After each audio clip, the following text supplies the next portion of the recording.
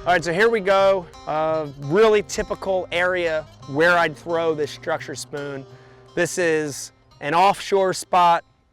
We're in, what I'd call a deeper mid-depth zone.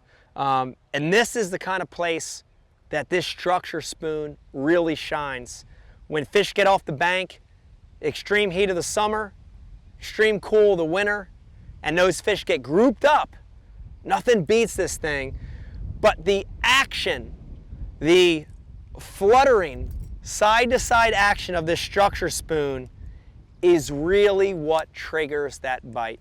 So let's take a look at how we're going to fish this lure, the retrieve motion of this bait, and then I really want you to take a look at why this bait is so magic. And hopefully you're going to get to see that side-to-side flutter. So the one is on that initial cast. And this isn't the kind of lure that I'm going to make a bomb cast. We're not covering a lot of water with this lure. This is a tool that is excellent at covering a smaller zone.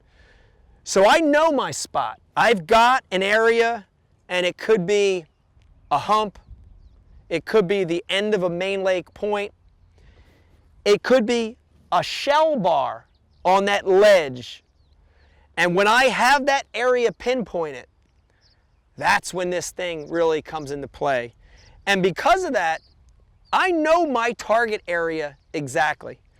I'm using my GPS.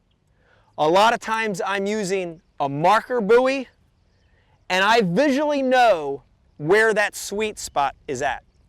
And because of that, I'm going to make shorter casts past that target. And I never like to drop right on their heads. I always like to cast a few feet past the target and actually flutter it up to those fish. So my cast is going to begin by casting a little bit past, a few foot past my key target zone. A lot of times on a flutter spoon, that means a shorter cast, anywhere from 10 to maybe 30 or 40 feet at the maximum. So I'm going to make that smaller cast. When it hits the water, the first thing I'm going to do is I'm going to let this bait fall on a semi-slack line.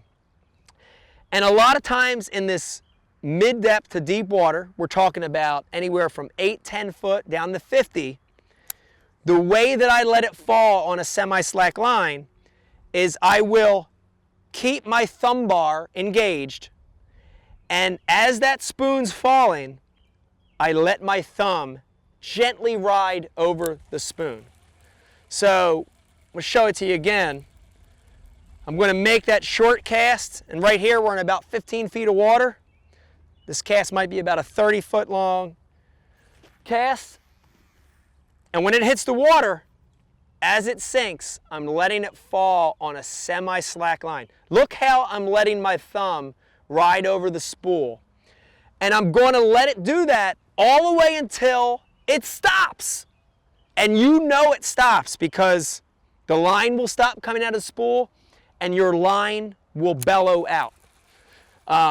So you always want to let this fall on a semi-slack line. And the reason for that,